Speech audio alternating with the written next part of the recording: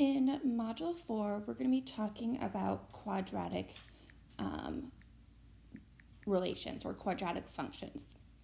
But before we can get into that, we first have to cover the complex numbers. So we know from Module 3 that if I wanted to simplify the square root of 16, I can do that. I can break it down by its prime factorization, or we can use the fact that we know that the square root of 16 is 4. But when we were looking at negatives, we talked about the fact that you can't take the even root of a negative number. So we said the square root of negative 16 was not a real number.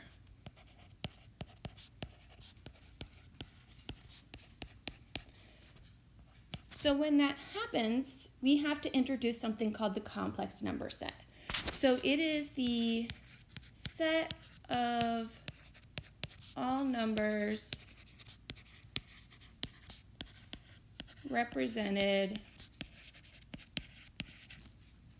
by negatives underneath the square root. So you may have seen it before. So what that is, if we have the square root of negative 1, we represent it by the letter I, and that represents our complex numbers. So anytime you have a negative underneath a square root, you're going to be using I. So let's go ahead and do some simplifying. So now let's look at the square root of negative 16 again. What I'm going to do is I'm going to separate it.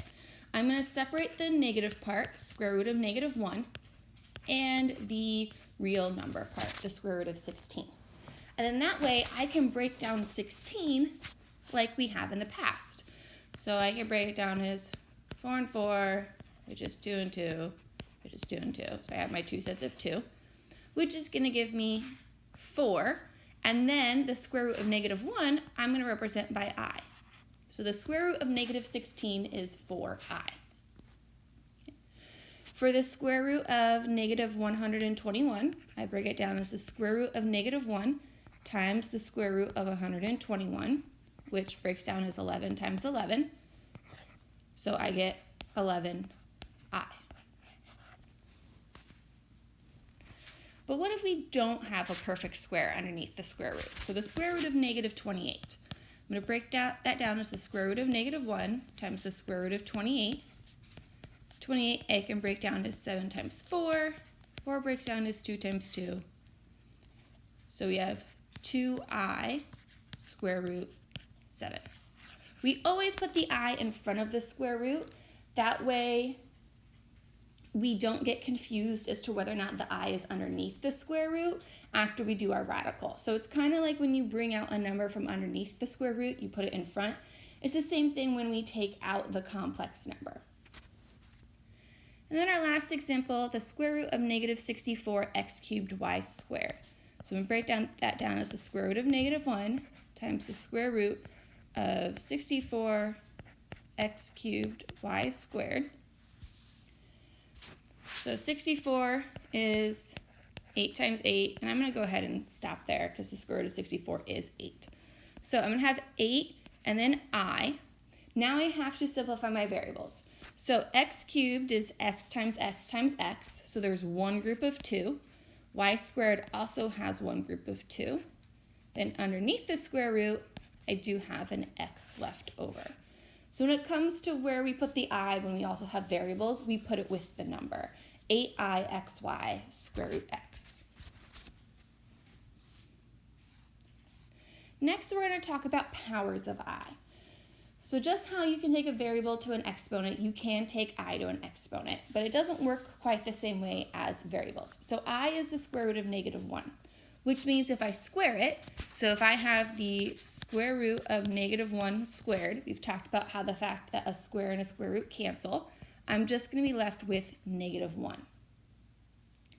I cubed is then the same thing as I times I squared. So the powers of exponents work the same way with I as they do with variables. So we already know I squared is -1, which means I cubed is -I. And then I to the fourth, I can think of as I squared.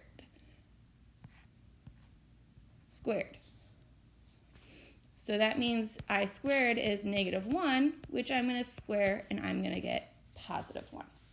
So there's only 4 powers of I you really need to know. I squared, I cubed, and I to the fourth.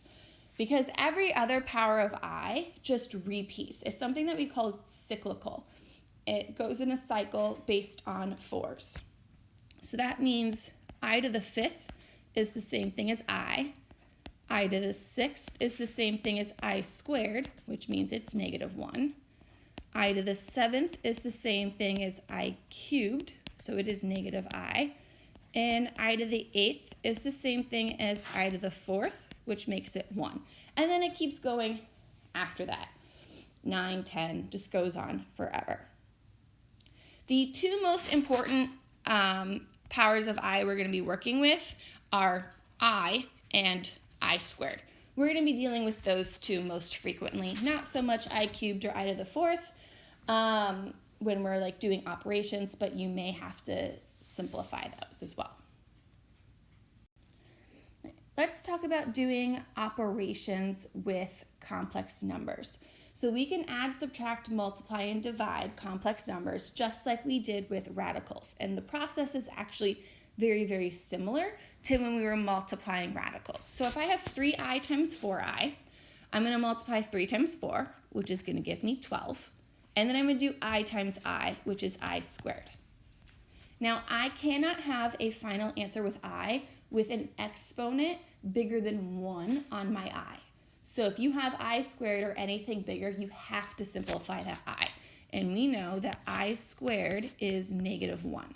So this becomes 12 times -1, which is -12. Next, we have -3i times 9i. So -3 times 9 is -27. I times I is I squared. So it becomes -27 times -1, which gives us +27.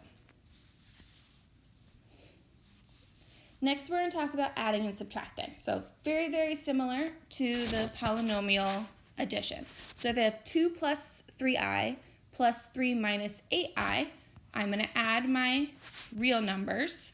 So I'm going to do 2 plus 3, which is going to give me 5.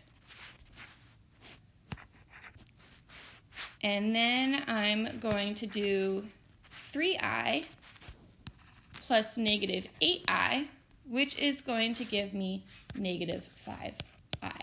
So you add the real numbers and then you add the i's, and you will get a number that still contains I, so 5 minus 5i, which is fine.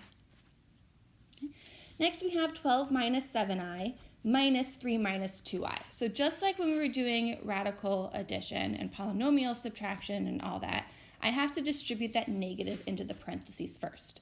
So it becomes 12 minus 7i minus 3 plus 2i.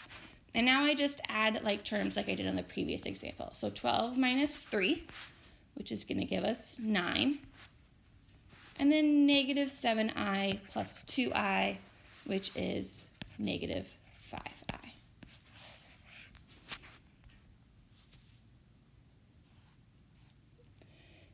Next, we're going to do multiplication where we have to distribute. So it's just like when we were multiplying radicals and multiplying polynomials, I have to use the distributive property. So 2 plus I times 4 minus 3i, everything in my first set of parentheses is going to multiply to everything in my second set of parentheses.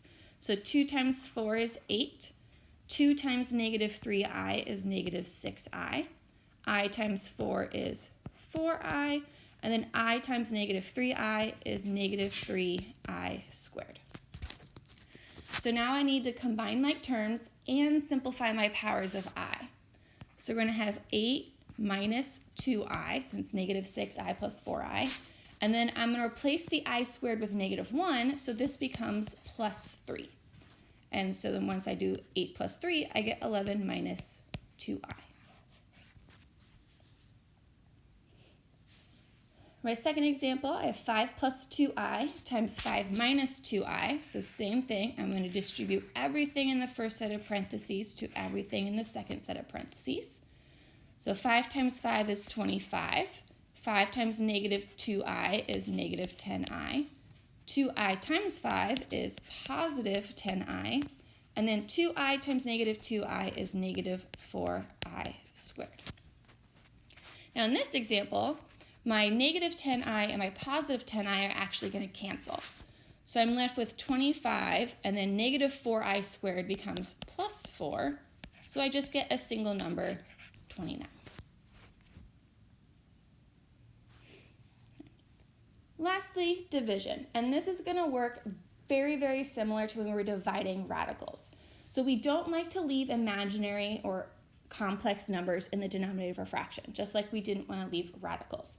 So we are going to multiply by the conjugate, but in radicals, it's actually called the complex conjugate because it represents the complex numbers.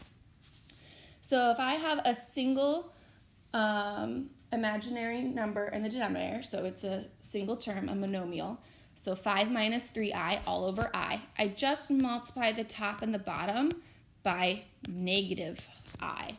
And the reason I do this is to avoid a negative number in the denominator.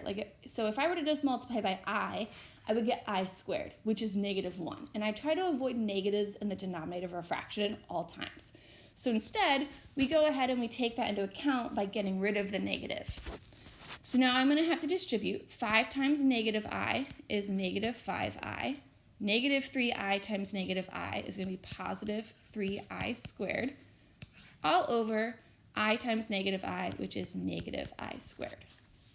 So now I'm going to simplify my I squareds.